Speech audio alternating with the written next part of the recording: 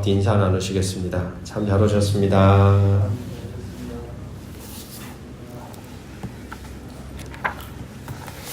지난번에 제가 한번 소개했던 책인데요. 가문비 나무의 노래라는 책을 읽다가 우리 교우들에게 꼭 읽어 주었으면 좋겠다라고 싶은 대목이 있어 설교 서두에 읽어드리고 오늘 주신 말씀 나누겠습니다. 자기가 사랑받는다는 사실을 아는 사람은 구걸하듯 행동하지 않습니다. 솔직하고 자신 있게 자신을 표현합니다. 잘한 일이 있고 자랑거리가 있을 때만 당당한 것이 아니라 자신의 곤궁과 필요까지 꺼리낌 없이 내보입니다. 사랑받고 있음을 스스로 아는 까닭입니다. 누구든 사랑받고 있다는 확신 가운데 서 있으면 스스로 부끄러워할 필요가 없습니다. 사랑받고 있음을 아는 사람은 아무것도 증명하지 않아도 됩니다. 그렇기에 오직 사랑받고 있음을 알 때만 우리는 본연의 모습으로 설 수 있습니다. 사랑을 믿지 않는 사람은 주변 세계에 늘 자기를 증명하려 합니다. 자기가 얼마나 괜찮은 사람인지 보여주려고 하지요. 하지만 그렇게 끝없이 자기를 증명하려다가 자신과 주변 사람까지 망치는 사람이 얼마나 많은지요. 사랑의 위로를 모르고 자기가 어떤 존재인지 모르는 사람은 늘 허기집니다. 그런 허기는 무엇으로도 채울 수 없습니다. 오직 사랑받는 사람만이 안식을 누립니다. 사랑받는 사람만이 자기 본연의 모습으로 살아갈 수 있습니다. 당신은 사랑받는 사람입니까? 어떠신가요? 여러분들은 사랑받는 사람이신가요? 이 대목을 가만히 읽어가는데 사랑이라는 게 늘 변하지 않습니까? 관계 안에서 얻게 되는 사랑은 늘 변하죠. 근데 늘 변하지 않는 사랑이 딱 있다는 사실에 그 사랑이 우리를 지탱하겠구나. 하나님은 늘 한결같이 우리를 사랑하십니다. 그 사랑을 우리가 확신하고 그 사랑에 젖어서 살면 그 사랑 안에 내가 매일 그 사랑을 마주하고 연결되어 있으면 좀 전에 읽은 말씀 이야기처럼 막 내 존재를 사랑받기 위해 막 애쓰며 나를 고갈시키지 않는다는 거예요.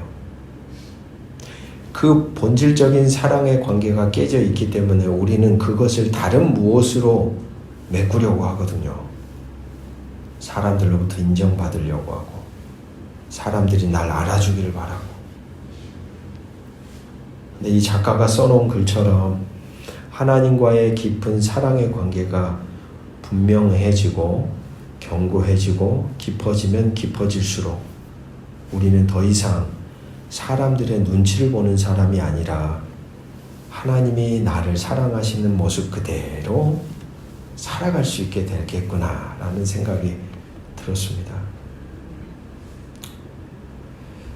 그런 사랑을 저와 여러분의 삶의 여정 속에 매 순간 신앙의 여정 속에 날마다 더 깊이 누리며 살아가셨으면 좋겠습니다.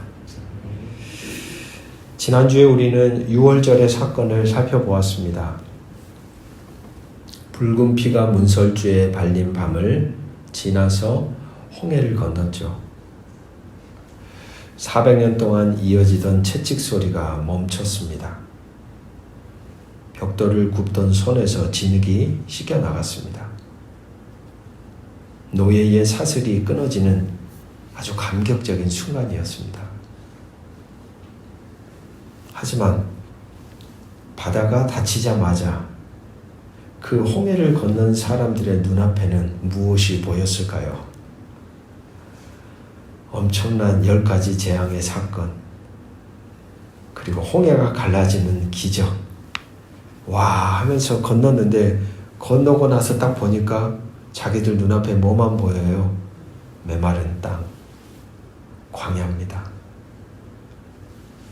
눈앞에 펼쳐진 것은 젖과 꿀이 흐르는 땅이 아니었습니다. 모래바람, 정갈이 우글거리는 광야였죠. 이스라엘 백성은 당황했습니다. 왜냐? 누군가 명령을 내려주지 않으면 어디로 발을 떼야 할지조차 몰랐기 때문입니다. 여러분, 400년이라는 그 노예의 삶을 우리가 표면적으로 볼 게 아니라 400년 동안 그들이 무엇을 습득했을까요? 아주 수동적인 인생이 된 겁니다. 능동적이며 주체적이며 창조적으로 사고하고 적극적으로 뭔가를 개척해가는 이 사고가 생긴 게 아니라 400년의 시간 동안 그 모든 그 하나님이 원래 본연의 인간 안에 새겨주신 그 흔적이 다 사라진 거예요. 그러니까 홍해를 건너고 나서 펼쳐진 광야 앞에서 이제 주체적으로 능동적으로 하나님이 우리를 예배하라고 했으니까 어떻게 할까 고민해야 될 텐데 이 사람들은 그냥 멘붕이 온 겁니다. 그리고 누군가 이야기해 주기를 기다리는 거예요. 그들의 몸은 애굽을 떠났습니다. 하지만 머리는 여전히 주인의 명령을 기다리는 노예의 흔적 그대로 있다는 거예요. 보세요. 홍해를 건넜어요. 다르게 말하면 세례를 받았어요. 그런데 여전히 몸은 어때요? 예전의 삶의 흔적 그대로 남아있는 거예요. 자유는 주어졌지만 자유를 다룰 힘이 없습니다. 어렸을 때 혹시 연 다 날려보셨을까요? 연. 지금도 맞습니다. 팽팽하게 당겨진 연줄을 한번 떠올려 보십시오. 저 하늘 높이 올라갔던 연줄. 연은 그렇게 생각했을지도 모르겠습니다. 줄이 자기를 잡아당긴다고 불평했을 겁니다. 왜 자꾸 잡아당겨? 좀 놔주지. 하지만 여러분, 그 줄이 끊어지는 순간 비상은 끝납니다. 그 끈에 묶여 있을 때에 비로소 연은 계속해서 올라갈 수 있는 거예요. 연은 자유를 얻는 게 아니라 그 순간 추락하게 됩니다. 하나님은 출애굽한 백성들을 신의 산으로 부르셨습니다. 그리고 그들의 삶을 지탱해 줄 생명줄, 연줄과 같은 생명줄, 십계명을 주셨습니다. 오늘 우리는 이 율법이 왜 우리를 옥죄는 사슬이 아니라 우리를 진짜 자유롭게 하는 자유의 헌법인지에 대해서 함께 나누려고 합니다. 첫 번째 20장 1절을 보시면 하나님은 당신을 소개하며 십계명의 문을 열고 있습니다. 좀 전에 우리가 읽었던 것처럼 나는 너를 애굽 땅 종 되었던 집에서 인도하여 낸 너의 하나님 여호와라. 말씀을 읽으면서 제가 자주 말씀드렸습니다. 늘 하나님이 사람에게 뭔가를 행하실 때 순서가 중요하다라는 말씀을 자주 드렸죠. 계명을 지키면 꺼내주겠다라는 거래가 아닙니다. 먼저 홍해를 건너게 해주십니다. 구원이 먼저였고 말씀은 그 다음입니다. 선은총, 후응답이죠. 늘 하나님은 인간에게 이 동일한 원리로 다가가십니다. 너 이걸 지키면 내가 너에게 은혜를 줄게가 아닙니다. 먼저 감당할 수 없는 엄청난 은혜를 폭포수처럼 부어주십니다. 거기서 누가 건진받을 수 있었어요? 누가 스스로 바로의 그 통치권 아래에서 자유를 선언하며 뛰쳐나올 수 있습니까? 그 누가 어느 누구도 나올 수 없는 절대적인 권세 앞에 묶여있는 사람들을 하나님의 절대적인 권능함 속에 딱 끌어내신 거예요. 이건 어느 누구도 흉내를 낼 수 없는 하나님의 특별한 사랑과 은총과 자비에서 출발한 행위입니다. 하나님은 늘 우리를 대하실 때 너 저거 해봐 이렇게 미는 게 아니라 우리에게 먼저 넉넉한 당신의 자비를 경험하게 해주셔요. 왜요? 그게 없으면 감당할 길이 없어요. 살아낼 수가 없어요. 걸어갈 수가 없는 거예요. 하나님이 우리 인간을 더 잘하시는 거예요. 매 순간 하나님은 우리에게 그런 은총의 은혜를 먼저 베푸십니다. 할렐루야. 이게 기독교의 핵심입니다. 율법은 구원을 얻기 위한 조건이 아니라 구원받은 백성이 누리는 특권입니다. 그 다음에 주어지는 특권입니다. 여러분, 십계명을 그래서 오해해서는 안 됩니다. 우리를 올가매는 굴레가 아니라 오히려 우리가 마땅히 걸어가야 할 생명의 길을 가리키는 하나의 이정표입니다. 어쩌면 오늘 지금 이스라엘 백성은 어떤 상태일까요? 이제 막 신앙의 첫걸음을 내딛는 어린아이들인 거예요. 이게 불인지 물인지조차 구분을 못하는 상태예요. 분별력이 없어요. 능동적이고 적극적으로 자기 주체성을 가지고 신앙의 길을 개척해 갈 만한 근육이 없어요. 400년의 시간 속에 모두 잃어버린 거예요. 그 사람들을 곧바로 적과 꿀이 흐르는 땅에 집어넣어버리면 어떤 일이 일어납니까? 다 그냥 끝나는 거예요. 땅의 문제가 아니라 존재의 문제거든요. 그 존재가 하나님의 형상으로 빚어져 가는가가 문제예요. 신앙의 여정은 세례를 받았네 안 받았네의 문제가 아닙니다. 교회 안에 속해 있느냐 안 속해 있느냐 이 문제가 아니에요. 말씀으로 우리의 존재가 하나님의 뜻을 따라 창조되어져 가는가의 문제죠. 아기가 시뻘건 난로를 향해 기어갈 때 부모는 소리를 지르며 앞을 막아서죠. 아이는 울음을 터뜨리겠지만 그것은 억압이 아닙니다. 타들어가는 고통을 막으려는 가장 다급한 사랑의 방어막이죠. 사랑하기 때문에 주신 금지는 억압이 아니라 보호입니다. 사랑하기 때문에 주신 금지는 억압이 아니라 보호입니다. 보호. 오늘 본문의 현장이 바로 그런 현장입니다. 두 번째, 시내산 언약은 하나님과 이스라엘의 하나의 결혼식과 같습니다. 여기서 하나님은 그들에게 새로운 이름을 주십니다. 오늘 우리가 읽었던 19장 5절 6절을 보시면 너희가 내 말을 잘 듣고 내 언약을 지키면 너희는 모든 민족 중에서 내 소유가 되겠고 제사장 나라가 되며 거룩한 백성이 되리라. 여기서 이 내 소유라는 이 단어는 왕이 남몰래 간직하는 가장 아끼는 보물이라는 뜻입니다. 세굴라라는 히브리어인데 왕이 남몰래 간직하는 가장 아끼는 보물. 누가요? 이스라엘 백성이. 보세요. 그들이 뭘 했습니까? 아무것도 한 게 없어요. 하나님조차도 알지 못해요. 참 이런 은혜가 어디 있어요. 뭔가 자격도 되고 뭔가 빛이 나고 뭔가 반들반들하고 뭔가 쓸모도 있고 뭔가 능력이 있을 때 세상은 보물이라고 얘기하는데 하나님은 아무것도 아닌 날 것 같은 이스라엘 백성들을 향하여서 뭐라고 얘기해요? 너 내 보물이다. 이건 은총이죠, 은총. 세상은 그들을 쓰다 버릴 벽돌 굽는 기계로 취급했습니다. 바로에서.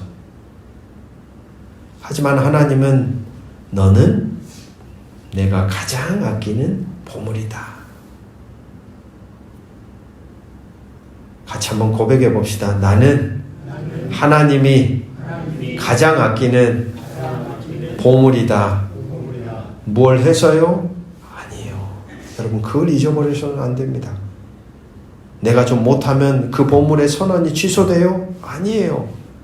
늘 변함없는 기초예요. 그게 하나님이 우리를 대하는 가장 기본적인 부름이에요. 너는 내가 사랑하는 보물이다. 내가 아끼는 보물이다. 너가 잘해도 못해도 넘어져도 부서져도 상해도 그 부름은 늘 한결같아요. 그러니까 여러분, 이게 참 감사한 게 세상을 살다 보면 여러 사람들로부터 나의 어떤 정체성을 들어왔던 소리가 하루아침에 추락하는 순간들이 있잖아요. 곤두박질 칠 때.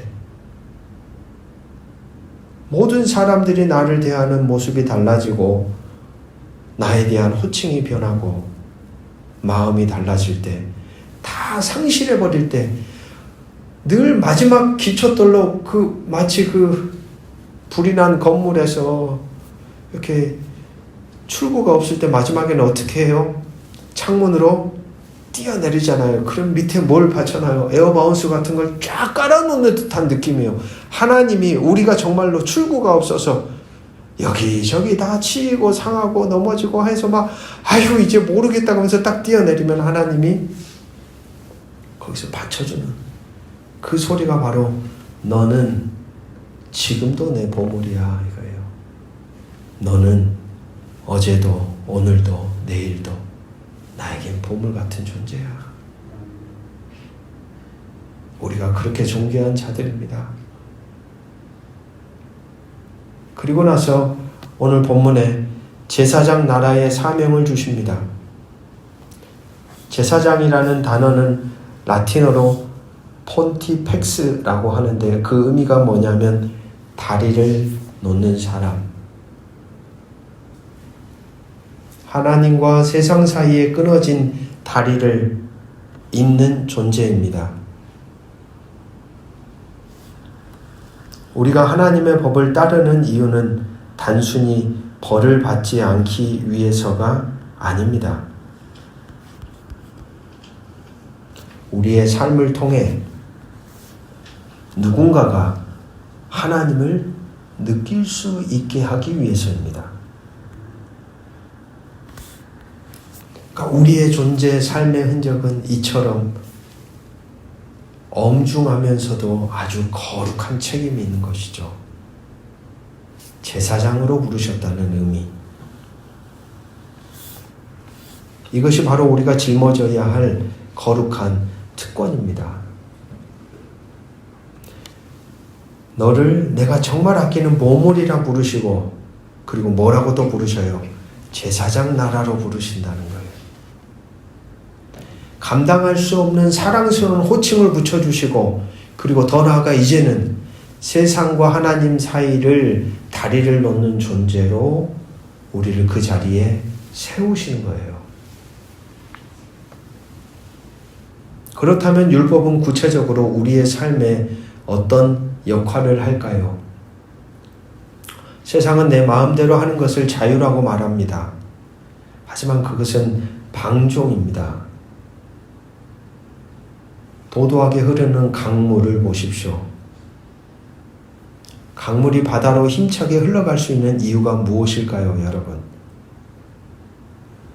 여기 동천에 있는 물이 바다를 향해 저렇게 바다를 목적지로 향해서 이렇게 끝까지 갈 수 있는 이유는 무엇이라고 생각하십니까? 그렇습니다. 강을 가로막고 있는 양쪽에 이 뚝 때문입니다. 뚝. 받치고 있기 때문에 물이 모아져서 한 길을 향해 쭉 힘을 받아 흘러가기 시작하는 거죠. 강물이 뚝을 넘는 순간 그것은 더 이상 흐르는 물이 아닙니다. 땅을 삼키는 재앙이 되거나 악취를 풍기며 고여있는 웅덩이가 될 뿐입니다. 뚝이 강물을 흐르게 합니다. 즉 이 말은 구속이 있어야 흐름이 생긴다는 말입니다. 하나님의 율법 10계명이 바로 제 눈에는 은혜의 뚝처럼 보입니다. 이 뚝이 있기에 우리의 인생은 욕망의 늪에 빠지지 않습니다. 하나님이라는 바다를 향해 힘차게 흘러갈 수 있는 겁니다. 그런 의미에서 자유란 제 멋대로 할 수 있는 능력이 아니라 다시 정의 내려보아야 하겠습니다. 마땅히 해야 할 일을 할 수 있는 능력이 자유입니다. 마땅히 해야 할 일을 할 수 있는 능력이 자유입니다. 욕망의 중력에 이끌려 사는 것은 자유가 아니라 욕망의 노예가 되는 것입니다. 우리가 하나님의 말씀에 매일 때 비로소 여러분 우리 안의 탐욕과 세상의 유혹으로부터 자유로워질 수 있습니다. 오늘 말씀을 맺습니다. 하나님은 우리를 죄에서 건져내셨을 뿐만 아니라 우리가 어떻게 살아야 할지 모를 때 말씀이라는 지도를 쥐어주십니다. 십계명은 신랑 되신 하나님이 신부 같은 우리에게 주신 사랑의 서약서입니다. 세상은 우리에게 계속 속삭입니다. 너 뜻대로 해. 너 욕망대로 해. 너 감정대로 해. 그것이 자유야 라고 속삭입니다. 하지만 그것은 연줄 끊어진 연처럼 추락하는 길입니다. 이번 한 주 우리의 욕망이 뚝을 넘으려 할 때마다 기억하십시오. 그 울타리는 나를 가두는 감옥이 아니다. 나를 살리는 생명줄이다. 하나님이 두르신 그 안전한 테두리 안에서 마음껏 뛰고 숨쉬는 참된 자유를 여러분들이 주신 말씀 안에서 누리며 남은 한 주도 살아가셨으면 좋겠습니다. 홍해를 건넌 감격이 채 가시기도 전 거친 광야의 바람이 우리를 맞이합니다. 자유를 얻었지만 길을 몰라 헤매던 우리를 주님은 신의 산 그 거룩한 구름 속으로 부르십니다. 나는 너를 애굽에서 인도하여 낸 너의 하나님이라. 천둥 같은 율법의 소리 이전에 먼저 들려온 것은 당신의 사랑의 소리였습니다. 우리가 무엇을 해서도 아닙니다. 우리가 무슨 능력이 있어서도 아닙니다. 우리가 특별해서도 아닙니다.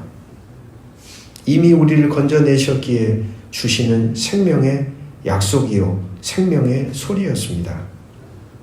주님, 주신 계명은 무거운 짐이 아닙니다. 그것은 벼랑 끝으로 가는 우리를 막아선 당신의 다급한 손길이며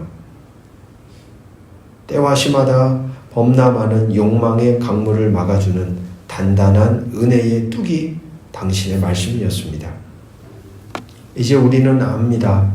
진정한 자유는 제 멋대로 하는 방종이 아니라 당신의 말씀 안에 머무르는 평안함임을.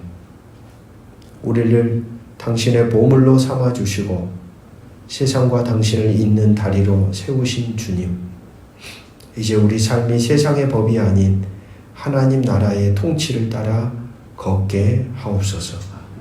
그 길 끝에서 당신의 영광을 보길 원합니다. 우리의 길, 우리의 진리, 우리의 생명이 되시는 예수 그리스도의 이름으로 간절히 기도드립니다. 아멘.